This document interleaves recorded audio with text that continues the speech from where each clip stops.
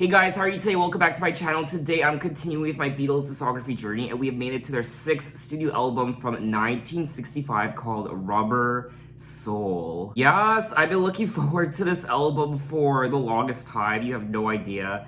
I've been anxiously anticipating this album for the last month or so. I also want to tell you guys about a fun thing that happened last night when I was watching a movie, Jojo Rabbit. The opening sequence, during the opening credits, there was a song playing. Guess which song was playing? The German version of I Want to Hold Your Hand. And the second it started playing, I was like, yes, I know that song now. Thanks to YouTube and my Beatles discography journey and you guys, especially my prior video where I listened to Volume 1 of their past masters, not only did I hear I Want to Hold Your Hand for the first time, I also listened to the German version of I Want to Hold Your Hand. So you know what? I was sitting on that couch and I was like, I finally get it. I am in the club now. The title of the album, Rubber Soul, derives from the, oh god, colloquialism, plastic soul. That's a word I've never experienced before, colloquialism. And was the Beatles' way of acknowledging their lack of authenticity compared to the African-American soul artists they admired. Now that's actually something I already knew about thanks to you guys. Some of you commented on some of my other Beatles videos in regards to this colloquialism. The album has been recognized by music critics as an album that opened up the possibilities of pop music in terms of lyrical and musical scope, and as a key work in the creation of styles such as psychedelia and progressive rock. In 2012, Rolling Stone ranked it at number 5 on its list of the 500 greatest albums of all time. It was also voted number 34 in the 3rd edition of Colin Larkin's book, All-Time Top 1000 Albums. Rubber Soul is widely viewed as the first pop album to make an artistic statement through the quality of its songs, a point that was reinforced by its artsy cover photo. So it looks like Rubber Soul is another Beatles album that totally reinvented music and what music was capable of doing. And I am looking at the track list for Rubber Soul. There are 14 tracks. The album is 35 minutes, and I don't recall hearing any of these songs before, but like always, if I start listening to a song and it sounds familiar, I'll let you guys know. But anyway, let's finally dive into Rubber Soul by the Beatles with track 1, Drive My Car.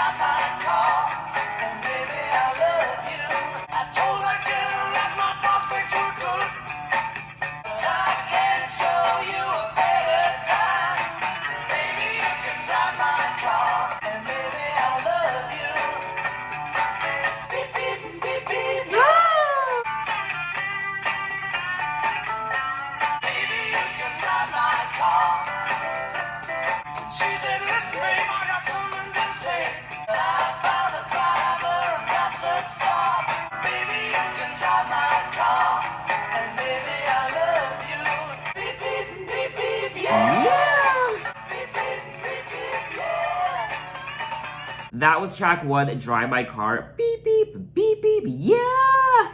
Honestly, I'm gonna make that my ringtone now. I really did enjoy the overall production of this track just as much as the vocals from Paul McCartney and John Lennon. I loved the guitar riffs, of course, and the cowbell. I always love it when the Beatles use a cowbell in their songs.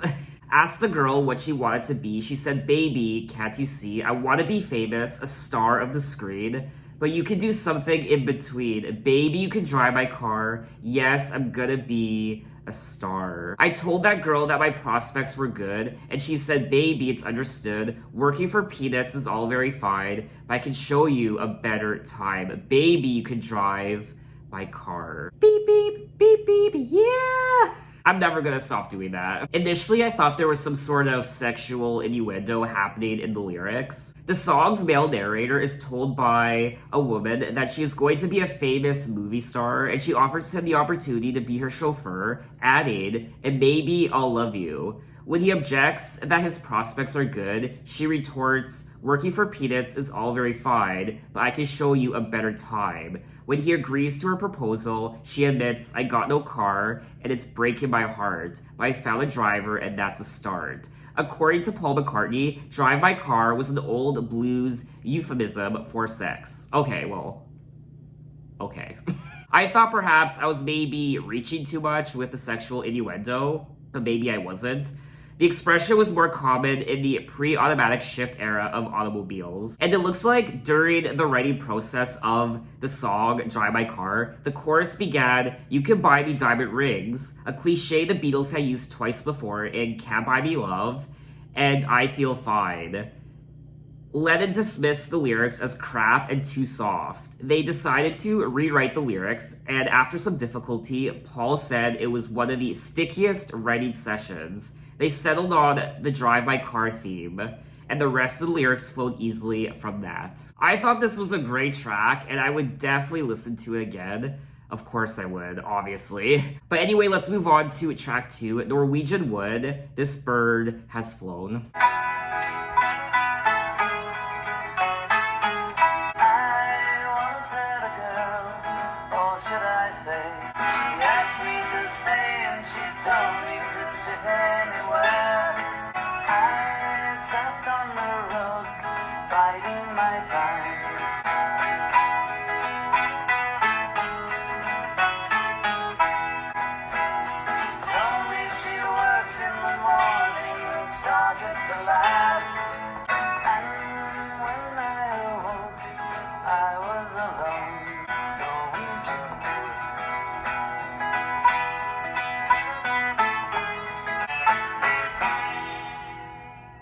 That was track 2, Norwegian Wood, This Bird Has Flown. Another fantastic song on the album, and I feel like I needed to be high listening to this song. It was very psychedelic sounding production-wise, something I've never really heard from the Beatles before. And it was a very interesting experience. I liked the overall guitar strumming and John Lennon's vocals. Overall, this is another really great song that I would definitely listen to again. It's a very chill song. It's a very relaxing song. Hence why I felt like I should have been high listening to this track. Where are my edibles? I once had a girl, or should I say, she once had me. She showed me her room. Isn't it good? Norwegian Wood. She asked me to stay, and she told me to sit anywhere. So I looked around. I noticed there wasn't a chair. I sat on a rug, biding my time, drinking her wine. We talked until 2, and then she said, it's time for bed. She told me she worked in the morning and started to laugh. I told her I didn't and crawled off to sleep in the bath. And when I awoke, I was alone. This bird had flown, so I lit a fire. Isn't it good? Norwegian Wood. I wonder if they were high when they wrote this song. Influenced by the introspective lyrics of Bob Dylan, the song is considered a milestone in the Beatles' development as songwriters. I will say, we are 2 tracks into the album, and I really am enjoying the songwriting on this album. Their writing isn't as simple as it once was. They really are experimenting with their craft and delving into more complex storytelling. There's also something quite cozy about this song when I listen to it. It's like being around a campfire during the summer, and I don't know, it just has that aesthetic to it. John Lennon wrote the song as a veiled account of an extramarital affair he had in London. Norwegian Wood was influential in the development of raga rock and psychedelic rock during the mid-1960s. Now, I actually don't know what raga rock is, and it is rock or pop music with a pronounced Indian influence, which I guess is what gives a song its more psychedelic sound. Norwegian Wood is also recognized as a key work in the early evolution of world music. Another song that I would definitely listen to again, and we are 2 tracks into the album, and I'm thoroughly enjoying myself. So let's move on to track 3, You Won't See Me. When I call you up, you're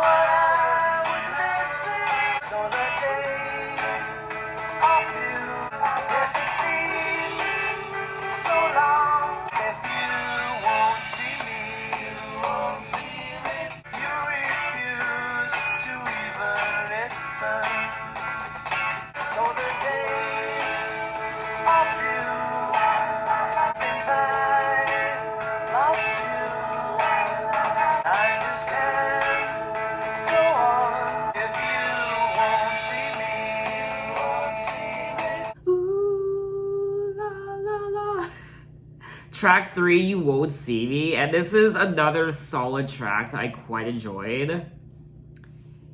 It's not my favorite on the album so far. Out of the first 3 tracks I've listened to, it is probably my least favorite. But say that, it's still a great track, and I would gladly listen to this song again. I enjoyed the overall instrumental on this track, of course, and Paul McCartney's vocals were sublime. I will say there is something quite fresh about this album. It still sounds like a Beatles album, obviously, but there's something very progressive and different and overall just fresh about it. I won't want to stay, I don't have much to say, but I get turned away and you won't see me. Time after time, you refuse to even listen. He does end the song by saying, though the days are few, they're filled with tears, and since I lost you, it feels like years. Yes, it seems so long, girl, since you've been gone. I just can't go on if you won't see me. So lyrically, I do think this is a traditional sounding Beatles song about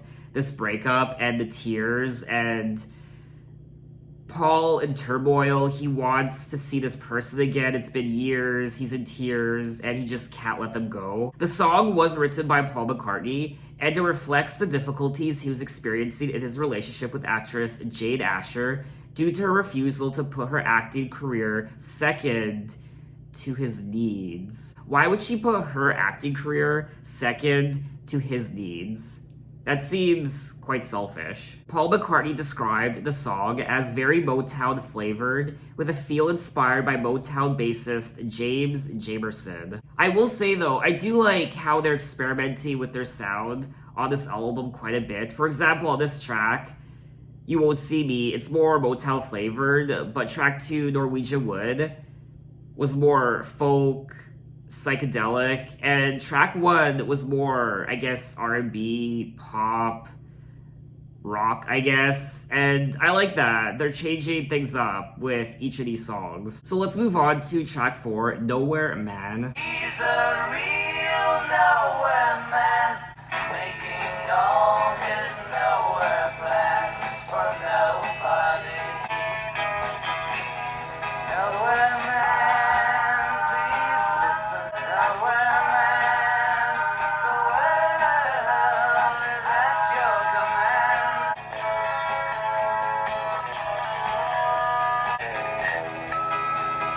He's as blind as he can be. Nowhere man, can you see me at all? Give it all till somebody else lends you a hand. Isn't he a bit like you? Nowhere man, please listen. He's a real nowhere man, making all his nowhere plans for nobody. That was track 4, Nowhere Man. Another great song on the album that I very much enjoyed. The instrumental, I liked the guitar riffs, and I liked the harmonies of the la la la's. And overall, I like the melody too, and John Lennon's vocals as well. He's a real nowhere man, sitting in his nowhere land, making all his nowhere plans for nobody, doesn't have a point of view, knows not where he's going to. Isn't he a bit like you and me? Nowhere man, please listen. He's as blind as can be, just sees what he wants to see. Nowhere man, can you see me at all? I really do like the lyrics of this track, and lyrically it is probably one of my favorite tracks so far. It just seems like he's singing about this person who is directionless, and he just sees what he wants to see. He's stubborn, he's a stubborn man, and he's a nowhere man. He's sitting, going nowhere, making all his plans for nobody, doesn't have a point of view, just doesn't see anything other than what he wants to see. John Lennon recalled that Nowhere Man came to him fully formed one night at his home in Surrey after he had struggled to write anything for several hours. The song reflects the existential concerns raised by his experiences with LSD and like I'm a loser and help his self-loathing, during the time he later called his Fat Elvis period. This actually might be overall one of my favorite tracks on the album so far, not just lyrically, but overall, so I liked it. So let's move on to track 5, Think For Yourself. I've got a word or two. You're telling all those lies about the good things that we can have if we close our eyes. Think for yourself, 'cause I will be there with you. The ruins of the life that you have in mind. Do what you want to do and go where you're going to. Although your mind's open and you've got time to rectify all the things that you should, go where you're going to. Think for yourself, 'cause I will be there with you. That was track 5, Think For Yourself. Another great song on the album. I will say, this album has been very, very cohesive and consistent so far. Now, there were a few interesting instruments used on this track. Instruments I've never heard of before, like the fuzz bass and the Vox Continental organ. Production-wise, I think this might be one of my favorite tracks on the album so far. Now, this song was written by George Harrison. I've got a word or two to say about the things that you do. You're telling all those lies about the good things that we can have if we close our eyes. Do what you want to do and go where you're going to. Think for yourself, because I won't be there with you. I left you far behind. The ruins of the life that you have in mind. And though you still can't see, I know your mind's made up. So obviously this track is about the deterioration of this love, of this relationship. The song has been interpreted as both a political statement and a love song, as George Harrison dismisses a lover or friend in a tone that some commentators liken to Bob Dylan's 1965 single, Positively 4th Street. It looks like this song was a big deal. There's a big write-up on it. Think For Yourself was the first sign that George Harrison had a voice of his own, every bit as cynical as John Lennon's about the trappings of everyday life. So let's move on to track 6, The Word. Say the word, you'll be free. Say the word, think it up. So fine, sunshine. In the beginning, I misunderstood. Say the word, you'll be free. Have you heard the word of love? Sunshine is the word. Say the word, be like me. Sunshine is the word. I need to show everybody the light. The word, a chance to say, and the only word is love.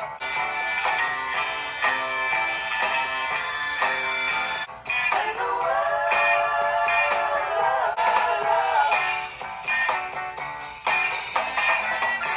That was track 6, The Word. Say the word, love. Another highly intriguing song on the album, production-wise, and vocally as well. Just overall, it's a very interesting song to listen to from the Beatles. Initially, I didn't know what to make of it, but then towards the middle, and then definitely towards the end, it really did grow on me, and I grew to like the song. It's not one of my favorites on the album, but I still enjoyed myself. There was also something quite hippie-ish about the track. I was just thinking of hippies and pot and peace signs and just say the word love and peace and pot and all that. Say the word and you'll be free. Say the word and be like me. Say the word I'm thinking of. Have you heard? The word is love. It's so fine. It's sunshine. It's the word love. In the beginning, I misunderstood, but now I've got it. The word is good. The word marks the start of the Beatles' high psychedelic period. Ooh, I'm excited. The word is love anticipates the ethos behind the counterculture's 1967 Summer of Love. The lyrics focus on the concept of universal love as a path to spiritual enlightenment. When talking about the song, John Lennon said, The word is all about getting smart. It's the marijuana period. It's the love and peace thing. The word is love, right? It seems like the underlying theme to the universe. Everything that was worthwhile got down to this one love thing. What is this 1967 Summer of Love? The Summer of Love was a social phenomenon that occurred during the summer of 1967 when as many as 100,000 people, mostly young people sporting hippie fashions of dress and behavior, converged in San Francisco's neighborhood of Haight-Ashbury. The Summer of Love encompassed the hippie music, hallucinogenic drugs, anti-war, and free love scene throughout the west coast of the United States and as far away as New York City. Hippies, sometimes called flower children, were an eclectic group. Many were suspicious of the government, rejected consumerist values, and generally opposed the Vietnam War. Wow, what an interesting time in music. Honestly, I would have liked to have been there, just to have seen it and experienced it. Hey man, it's the word love. Just say the word love. Say it. Just say the word love. Just say it. Love. Well, I definitely need an edible now. It's definitely one of those albums you need to experience at least once when you're high. But anyway, let's move on to track 7, Michelle. Michelle, my belle, someday we'll keep on playing on song. I love you, I love you, I love you, until I find a way. Michelle, my belle, I need to, I need to, I need to, until I do, I'm hoping you will know I love you. I want you, I want you, I want you, until I do, I'm telling you, my Michelle.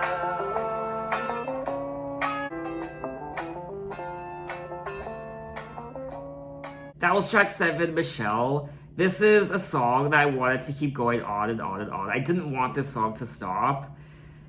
I liked the overall vibe. I liked the harmonies. I also enjoyed the guitar work also. And of course, Paul McCartney's vocals. Overall, I highly enjoyed this track. This might be one of my favorite tracks on the album so far just because of the overall aesthetic of the song. I just like the overall vibe and what it did to me. Paul also sings a little bit of French in the song also. Michelle, these are words that go together well. My Michelle. And then he sings some French and I don't know what it means because I can't really read French, which sucks because I do live in Canada, so you'd think I'd be able to read at least a little bit of French, but I can't. I love you, I love you. I love you. That's all I want to say. Until I find a way, I will say the only words I know that you'll understand. Michelle. I need to make you see what you mean to me. Michelle is a love ballad with part of the lyrics sung in French. And Michelle won the Grammy Award for Song of the Year in 1967 and has since become one of the most widely recorded of all Beatles songs.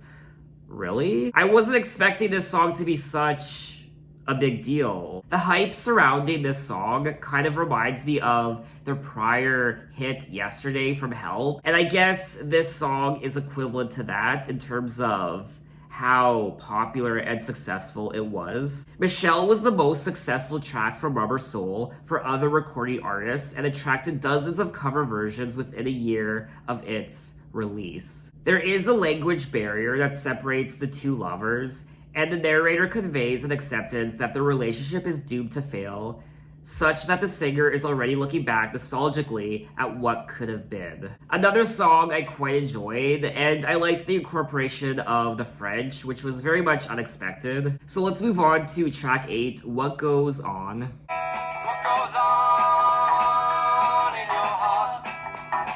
You are tearing me apart.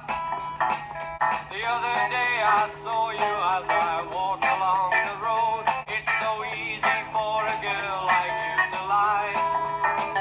What goes on in your mind when you treat me so unkind? I met you in the morning, waiting for the tides of time. Tell me why. What goes on in your heart? You didn't even think of me as someone with a name. What goes on in your mind?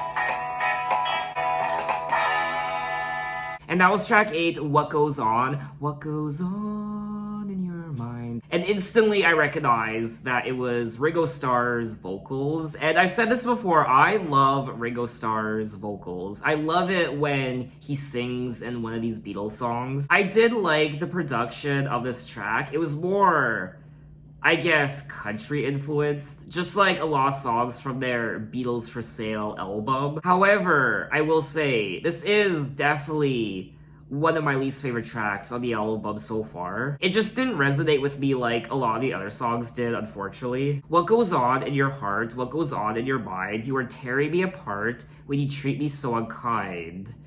The other day I saw you as I walked along the road, but when I saw him with you, I could feel my future fold. It's so easy for a girl like you to lie. Tell me why. What goes on in your heart? I didn't find this song lyrically to be as interesting as a lot of the other songs I've listened to so far. And this is a song, unfortunately, where I don't have a lot to say about it. To me, it was just okay. But for me, the highlight of the song was Ringo Starr's vocals. So let's move on to track 9, Girl. Is there anybody going to listen to my story? She's the kind of girl you want so much it makes you sorry. Girl, girl. When I think of all the times I tried so hard to leave her. Girl, I like... she's cool. Yes. That a man must break his back to earn his day of leisure.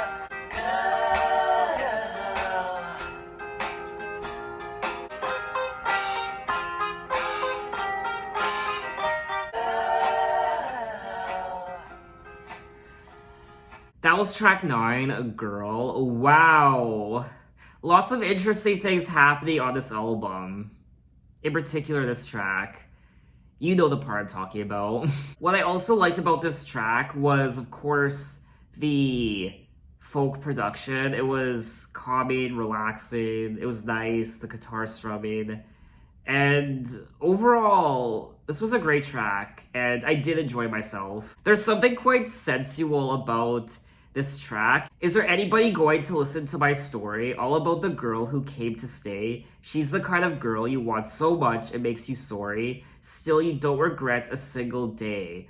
Ah, girl. Girl. I'm not even going to attempt what they did in the song during this part. It was like, girl. Oh, that was not sexy. Girl. It's sexy when they do it, but not when I do it. It almost sounds like a slithering snake in a way. John Lennon said he wrote Girl about an archetypal woman he had been searching for and would finally find in Yoko Ono. In the lyrics, he also expresses his disdain for Christian moral values. The composition incorporates aspects of Greek folk music. High equalization was applied to Lennon's vocal over the choruses to capture the hissing sound as he drew breath, an effect that also suggested he was inhaling on a marijuana joint. John Lennon said, "Girl is real. There's no such thing as the girl. She was a dream. But the words are all right." So let's move on to track 10, I'm Looking Through You. I'm looking through you. Where did you go? You're not the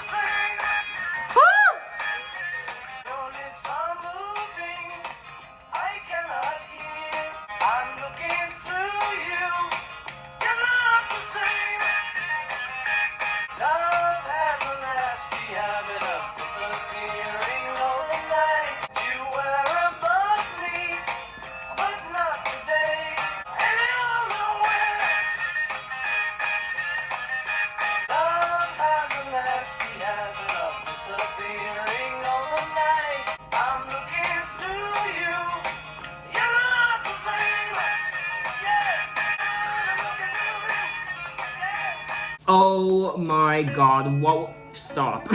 You're not the same. And then it jumps into that really interesting moment. I don't even know what to call it. It's very orgasmic though, I won't lie. Your lips are moving, I cannot hear. Your voice is soothing, but the words aren't clear. You don't sound different. I've learned the game. I'm looking through you. You're not the same. Love has a nasty habit of disappearing overnight. Huh. I'm looking through you focuses on Paul McCartney's troubled relationship with Asher. The composition contrasts acoustic bass verses with harsher R&B style instrumental sections, suggesting a combination of the folk, rock, and soul styles. I was also able to pick up on some subtle hand clapping in the song as well. Now it looks like there were 3 versions of this song recorded, and the final released version features several faintly audible abnormalities such as incomplete hand clapping, stray guitar notes, and tambourine hits. Whether these mistakes went unnoticed during post-production or were intentionally left in remains uncertain. I just found this song to be intriguing, just like so many of the other tracks I've listened to so far, and I would go back to it again. So let's move on to track 11, In My Life. There are places I remember, some forever, not for better. All these places have their moments. I still can recall. Some are dead and some are living. There is no one compares with you. Though I know I'll never lose affection. In my life, I love you more.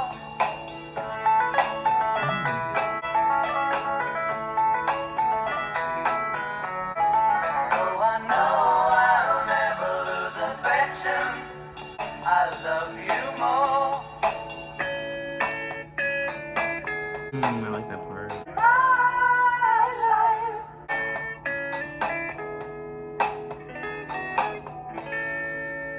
That was track 11, In My Life, and I adore the guitar strumming on this track. I loved it so much, and the piano solo as well. There are places I remember all my life, though some have changed, some forever, not for better. Some have gone, and some remain. All these places had their moments, with lovers and friends. I still can recall, some are dead and some are living. In my life, I'll love you more, though I know I'll never lose affection for people and things that went before. I know I'll often stop and think about them. In my life, I'll love you more. Wow. So I'm actually reading the lyrics now, and they are resonating with me. And lyrically, this is probably one of my favorite tracks on the album so far. According to John Lennon, In My Life was his first real major piece of work because it was the first time he penned personal lyrics about his own life. In 2000, Mojo named In My Life the best song of all time.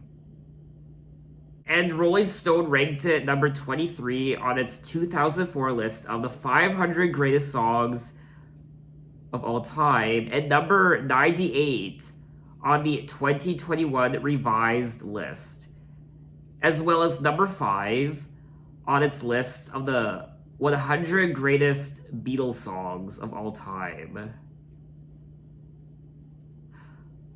Oh, In My Life is the 194th most celebrated song in popular music history. I'm overwhelmed. Now, this track also incorporates Baroque pop, thanks to the piano solo, and Baroque pop is a new genre of music for me. It's a genre I discovered when I went on my David Bowie discography journey. So to recap, the highlights of the song for me were the lyrics. I absolutely love them. And the piano solo, of course, and the guitar strumming as well. So let's move on to track 12, Wait. It's been a long time, now I'm waiting till I come back to your side. If your heart breaks, don't wait, turn me away. You forget the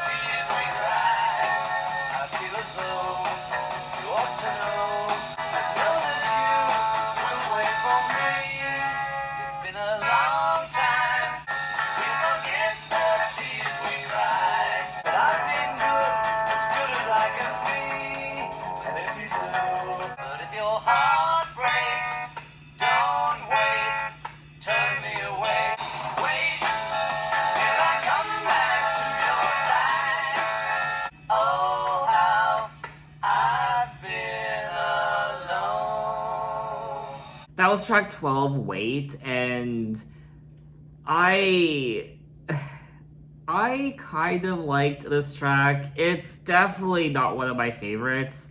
It is probably near the bottom when it comes to my favorite tracks from the album. I didn't really find anything that memorable about the track. When it comes to the production choices of a lot of the other songs, and the harmonies and the intricacies of the lyrics, this one doesn't really stand out to me. It's been a long time. Now I'm coming back home. I've been away now.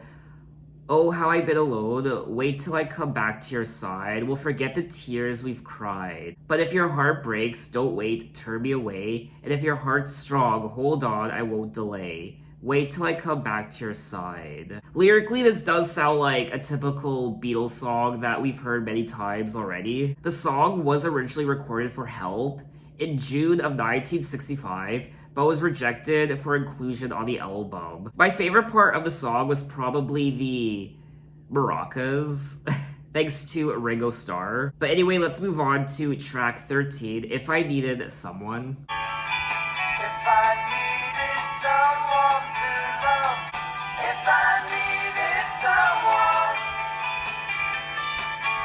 had you come some other day, then it might not have been like this. Call your number on my wall, and maybe you will get a call.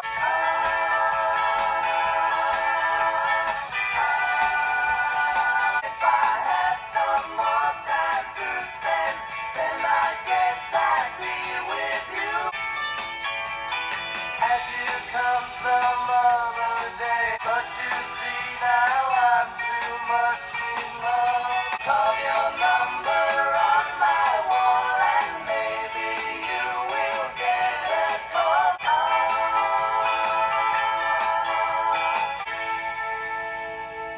That was track 13, If I Needed Someone, and I enjoyed the instrumental of this track, the folk production, and also it was kind of sounding a little psychedelic as well. If I needed someone to love, you're the one that I'd be thinking of. If I needed someone, if I had some more time to spend, then I guess I'd be with you, my friend. If I needed someone, had you come some other day, then it might not have been like this. But you see now, I'm too much in love. Carve your number on my wall, and maybe you will get a call from me. I like that part. This song was written by George Harrison, and I liked the song lyrically. It also says here that George Harrison did the double-tracked lead vocal on this track, which is really nice. I also liked the general guitar strumming, the guitar riff of the song as well. I did like this song a lot more than track 12, Wait.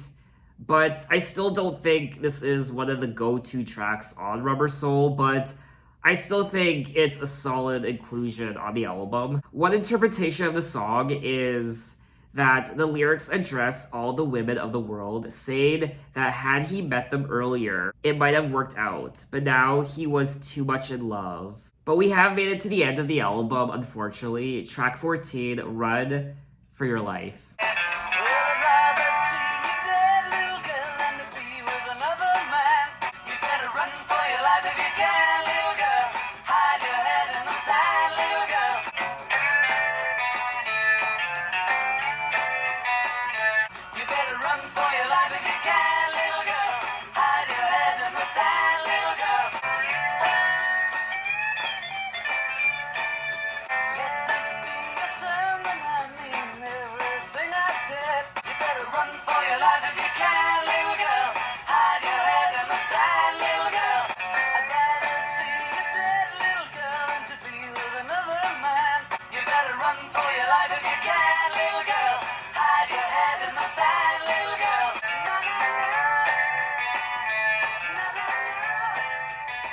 That was track 14, A Run for Your Life, and this was a catchy little song.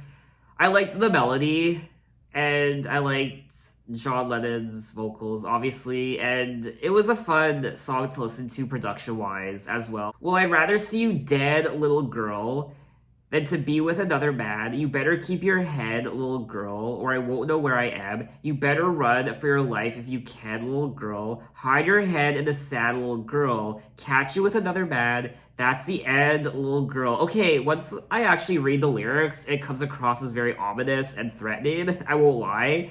And almost like territorial, and he's gonna get you. Well, you know that I'm a wicked guy, and I was born with a jealous mind. Catch you with another man, that's the end, little girl. Wow. The song's lyrics establish a threatening tone towards the singer's unnamed girlfriend, referred to throughout the song as little girl, claiming, I'd rather see you dead, little girl, than to be with another man. So if you're going to cheat on him, you better run, because he'd rather see you dead than be with another man. I mean, if you have a dark sense of humor, I guess one could enjoy this song lyrically. I definitely don't think it's one of the highlights on the album. It's a very catchy song, but it doesn't stand out as much as a lot of the other tracks I've listened to. It's just a cool, standard-sounding Beatles song, in my opinion. So that was all 14 tracks of Rubber Soul by the Beatles, and I thoroughly enjoyed myself. This is such a great album. It's a very consistent album. And what I love most about this album is how much they experiment with their sound. There are so many different production choices, instruments, genres. We get pop, rock, we get R&B, we get jazz, we get baroque, we get country, we get...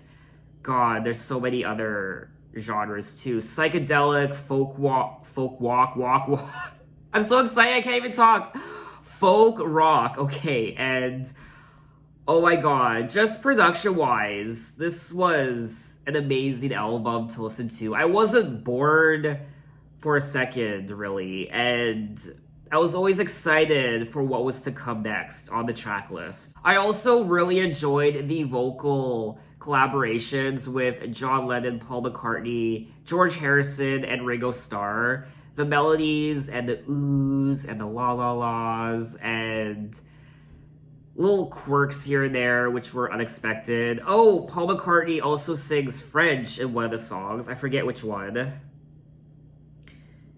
Was it Michelle? I also enjoyed the lyrics as well. You could definitely hear the growth in their lyrics. They're really branching out and really creating something more complex story-wise in their lyrics. It's not so straightforward when it comes to these relationships. A girl breaking his heart and him in tears and wanting her back, blah, blah, blah. Things we typically heard from a lot of Beatles songs from the past, which they still touch on this album, but they also branch out and really enhance their writing process with their stories. It's a very exciting album to listen to, and there are so many great tracks on here. There are a couple okay songs, but overall, I would listen to almost all of these songs again. Definitely one of their strongest albums thus far on this Beatles discography journey. I even want to go as far as say that it might even be their strongest, just when it comes to their experimentation on the album with all these genres and the instruments and the unexpected elements also. It's a very relaxing album to listen to at times. It's very calming. And at times I felt like I needed to be high, I won't lie. Hippie Nation, peace and love, and all that jazz. There is more complexity on this album, in my opinion, than some of their prior albums. There is a sense of maturity and growth, and I'm so excited for what's to come on their next albums. So I think that's all I have to say on the album. What did you guys think of it, and what are your impressions? Maybe you think this album is overrated. Tell me why in the comments. Now, if I thought I was excited for Rubber Soul, Revolver, dear God, help me. Now, from my understanding, Revolver is a bigger deal than Rubber Soul. I'm scared. I'm a little scared. I'm a little intimidated. I won't lie. But I'm ready. But anyway, thanks for watching, guys. You can find me on Twitter and you can find me on Instagram. You can message me. You can say, hey, how are you? And I'll see you next time. Take care.